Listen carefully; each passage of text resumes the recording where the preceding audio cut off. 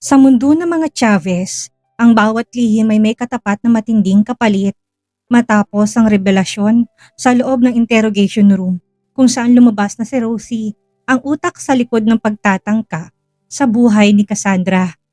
Akala natin ay magiging payapa na ang lahat, pero nagkakamali tayo dahil sa pagharap sa katotohanan. Mas lalo nag-alab ang tensyon, hindi lang sa labas kundi sa mismong loob ng mensyon. Ang sugat ni Cassandra ay naghilom na sa labas, ngunit ang sugat sa puso at nakaraan ni Garrett ay tila ngayon lang nagdurugo. Sa gitna ng paghahanap ng katarungan, isang mas matinding kompetisyon ang nabubuo. Ang pagbabanggaan na nakaraan at kasalukuyan. Ngayong derechahang inamin na ang katotohanan na hindi na si Garrett ang nasa puso ni Cassandra, kundi ang sarili niyang uncle na si Delton. Paano tatanggapin ni Garrett ang katotohanan? Huli na ang lahat? Ito na ba ang katapusan ng pag-asa ni Garrett o simula pa lang ito ng mas malaking gulo sa pagitan ng mag-uncle? Humanda kayo dahil sa episode na to, walang magpapaawat.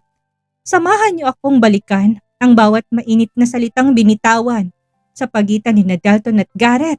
Simulan na natin.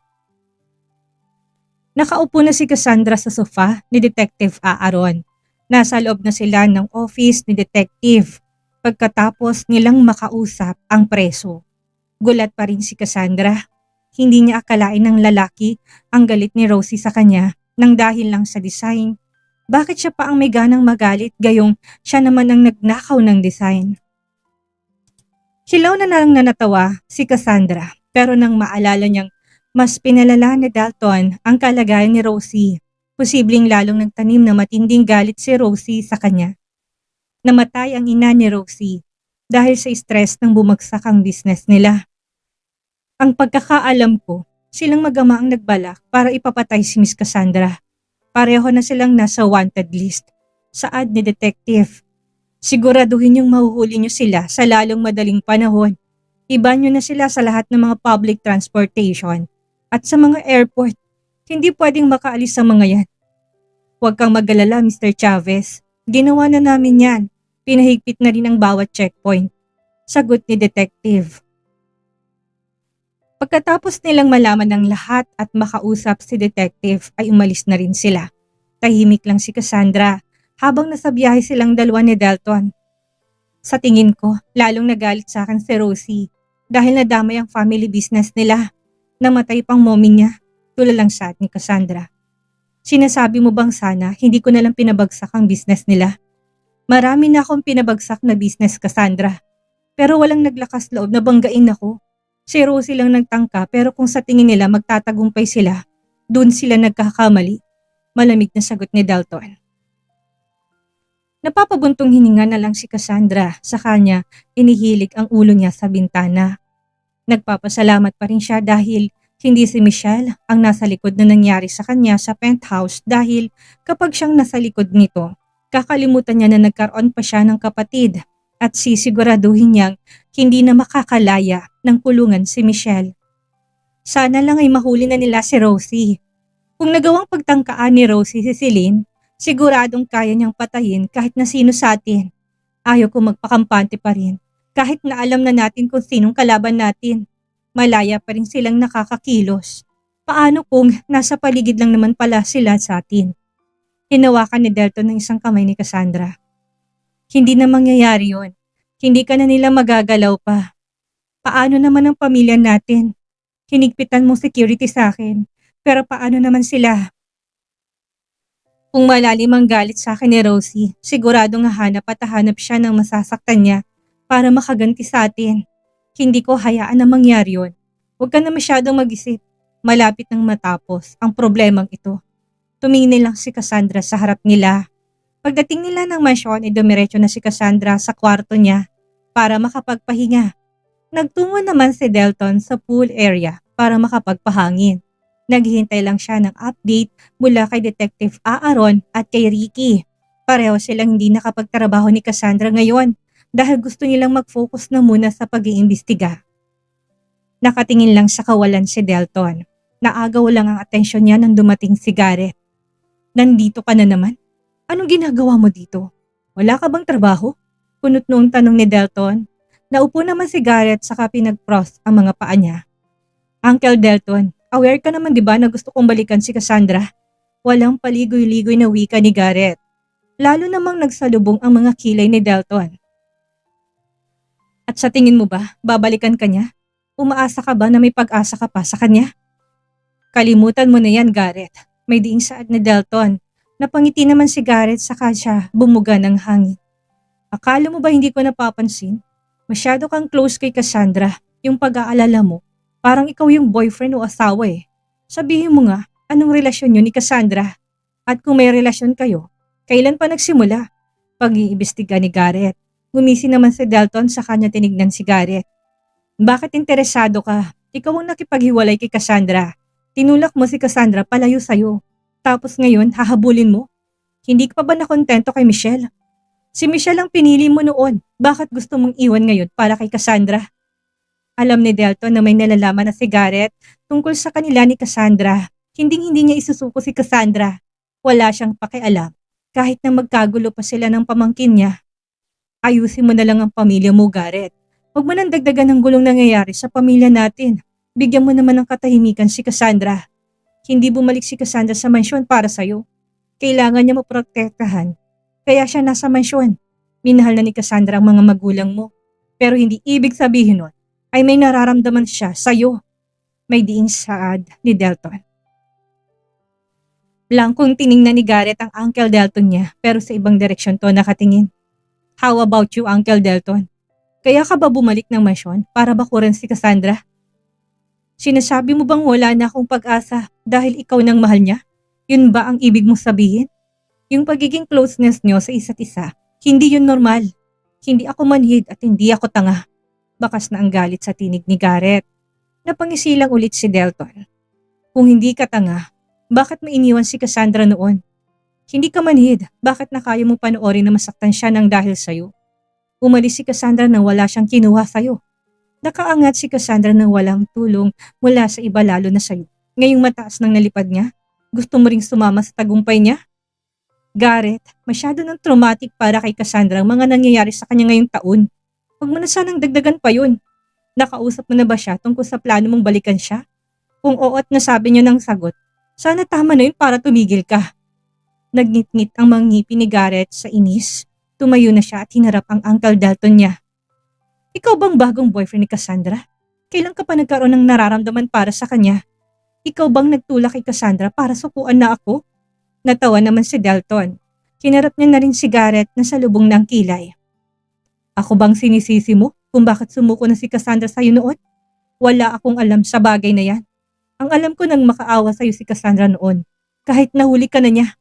Nakiusap siya para sana sa magiging anak ninyo. Pero sino bang nagtulak sa kanya? Hindi ba't gusto mong ipalaglag ang anak niya noon? Si Michelle ang dahilan kung bakit namatay ang anak ninyo ni Cassandra. Pero pinili mo pa rin si Michelle. Hindi mo inisip ang nararamdaman ni Cassandra noon nung mga panahon na nasa ospital si Cassandra at nagluluksa sa pagkamatay ng anak ninyo. Ni minsan ba binisita mo siya? Hindi ba at hindi dahil busy kang magpakasarap sa kabit mo? Naikuyom ni Garrett ang kamao niya pero hindi niya magawang suntukin ang Uncle Delton niya dahil tama naman ang mga sinabi nito. Matapang pa ring hinarap ni Garrett si Delton. Nananatili namang blankong mukha ni Delton. Wala siyang planong itago kay Garrett ang tungkol sa kanila ni Cassandra. Hindi ikaw ang magdedesisyon, Uncle Delton. Gagawin kong lahat ng kaya ko para balikan lang ako ni Cassandra. Susubukan ko pa rin. Na-realize ko na mga pagkakamali ko sa kanya. Mahal na mahal ni Celine si Cassandra at kapag nakulong na si Michelle, magiging happy family na kaming tatlo. Nagsalubong ang mga kilay ni Delton. Naiinis sa mga sinasabi ni Garrett. Ang kapal na mukha nito na sabihin na magiging happy family sila. Naririnig mo bang sinasabi mo, Garrett? Masaya ka dahil makukulong si Michelle? Kaya ba hinayaan mo na maging close si Celine at Cassandra dahil ito ang plano mo? Kung magsalita ka sa likod ni Michelle, para bang hindi mo siya pinaglaban at minahal mo noon? Hindi ka pa ba magbabago? Hahayaan mo mawala na naman sa'yo ang taong totoong nagmamahal sa'yo? Kapag si Michelle nawala rin sa'yo, sino na lang ang matitira sa'yo kapag hindi ka na binalikan ni Cassandra? Babalikan ako ni Cassandra. Sambit ka agad ni Garrett. Tila ba siguro siya na babalikan siya ni Cassandra. Natatawa na lang si Delton pero seryoso niyang tinignan sa mga mata si Garrett. Hindi mangyayari yun. Ako na nagsasabi sa'yo na hindi ka na babalikan pa ni Cassandra. Tama ang hinala mo. May relasyon kami ni Cassandra. Girlfriend ko na si Cassandra ngayon. Kaya hindi ko hayaan na lapitan mong girlfriend ko. Pahalagahan mo si Michelle hanggat ikaw pang mahal niya dahil kapag huli na ang lahat para sa inyong dalawa, pagsisisihan mo na naman na hindi mo inilagaan si Michelle. Huwag ka nang umasa pa, Garrett. Ngayong alam ko ng motibo mo kung bakit napapadalas ka dito sa mansyon. Hindi ka na makakabalik hanggat nandito kami ni Cassandra. Binabalaan kita, Garrett. Mas matimbang sa akin si Cassandra. Kininabalang ang relasyon nating dalawang masira kaysa naman kami ni Cassandra ang masira. Malamig at seryosong sambit ni Delton. Sa kanya tinalikuran si Garrett. Hindi naman tumigil si Garrett, sinundan pa niya si Delton at tinarangan ito. Umalis ka nga sa daraanan ko, baka hindi kita matansya. Anong gagawin mo? Susuntukin mo ko? Sasaktan mo ko? Anong klase kang uncle?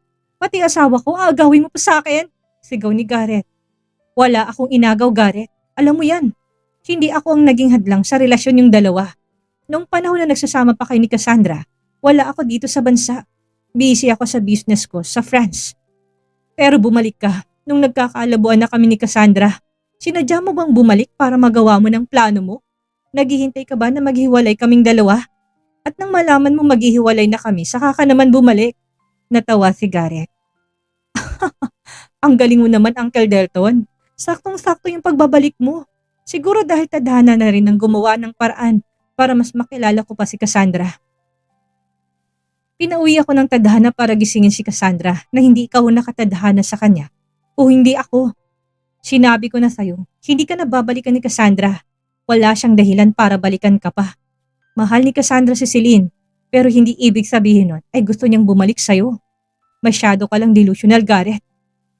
Nagstay si Cassandra sa pamilya natin dahil sa akin at hindi yun dahil sa'yo. May diin pang saad ni Delton.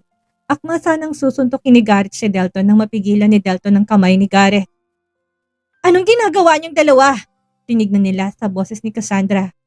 Nag-aaway ba kayo? Tanong pa niya. Binitawan ni Delton ang kamay ni Garrett saka siya bahagyang lumayo. Blankong nakatingin si Cassandra sa dalawa. Naghihintay ng paliwanag ng mga to. We're not fighting. Nag-exercise lang kami. Pagdadahilan ni Delton sa kanya nilapitan si Cassandra. Hinawakan niya ito sa kamay. Pumasok na tayo sa loob. Bakit ba naglalakad ka na naglalakad? Paano kung dumugo na naman ang sugat mo? Ang tigas talaga ng ulo mo. Paninermo na naman ni Delton. Cassandra, tawag ni Garrett na akma na sana silang tatalikod. Tiningnan ni Cassandra si Garrett. Totoo ba? Si Uncle Delton ang boyfriend mo ngayon? Kailan pa nagsimulang relasyon ninyong dalawa? Punot noong tiningnan ni Cassandra si Delton. Anong sinabi mo sa kanya? Tanong niya. Nananahimik ako sa pool nang dumating siya at nagtanong tungkol sa ating dalawa. Malalaman din naman niya kaya para saan pa para itago ko sa kanya. Sagot ni Delton.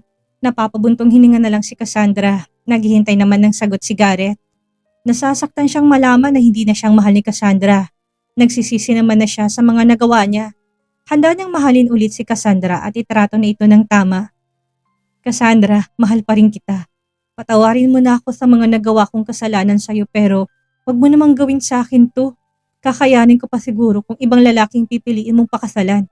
Pero ang sarili kong uncle, naghihiganti ka ba sa akin dahil minahal kong kapatid mo? Handa akong ayusin ang relasyon natin. Babalikan kita pero wag mo nang gamitin si Uncle Delton para magselos ako.